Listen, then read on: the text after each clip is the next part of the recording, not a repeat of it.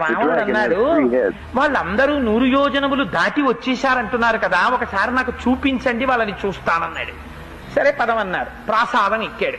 ఎక్కి నిలబడి ఏది చూపించు, వాళ్ళల్లో ఎవరో నాకొక్కసారి చెప్పు అన్నాడు.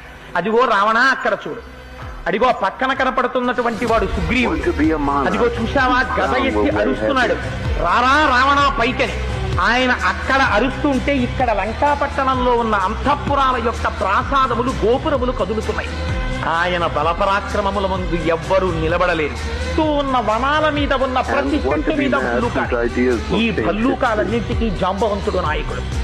ఆయన త్రివిక్రముడికి 21 సార్లు ప్రదక్షిణం చేశాడు. అంతటి అపారమైన శక్తి ఉన్నవాడు జాంబవంతుడు. అదిగో ఆ మధ్యలో నిలబడినటువంటి వాడు హనుమ. ఆయన బంగారు శరీరంతో మెరిసిపోతుంటాడు. ఆయనకి బ్రహ్మగారి వరం ఉంది. ఆయన ఏ అస్త్రశస్త్రములకు కట్టుబడడు. ఆయన ఒక్కడే ఈ లంకాపట్టణాన్నంతటినీ తిరగదొయ్యాలని ఆలోచన చేస్తున్నాడు. ఎంత తీవ్రమైనటువంటి నేత్రములతో లంక వంక చూస్తున్నాడో చూడు రావణ. ఆయన పక్కన ఉన్నవాడు నల్లటి నీలమైనటువంటి శరీరంతో మిరిసిపోతున్నాడే, పద్మాల లాంటి కన్నులున్నాయే, ఎడమ చేత్తో కోదండం పట్టుకున్నాడే, వెనక అక్షయబాణ తూణీరములు కట్టుకున్నాడే, ఆయన పేరే రాముడు.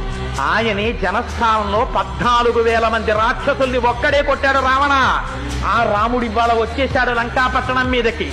ఇంకా నువ్వేమి యుద్ధం చేస్తావో ఆలోచించుకో. ఆయన బహిప్రాణం లక్ష్మణుడు. ఆయన నిరంతరం అన్నగారిని కంటిని కనురెప్ప కాపాడినట్టు కాపాడుతూ ఉంటాడు. రామతుల్యమైన పరాక్రమం ఉన్నవాడు. ఎన్ని అస్త్రశస్త్రములు రాముడికి తెలుసో అన్ని లక్ష్మణుడికి తెలుసు. వాళ్ళ కోదండము నుండి ఆ బాణములు వినిర్ముక్తమైతే కాపాడగలిగిన వాడు వేరొకడు ఉండడు. అటువంటి రామలక్ష్మణులు ఈ సైన్యము అంతా వచ్చింది అని దాన్ని చూసి పొంగిపోయి ఓహో కామెంటరీ చెప్తున్నాడు.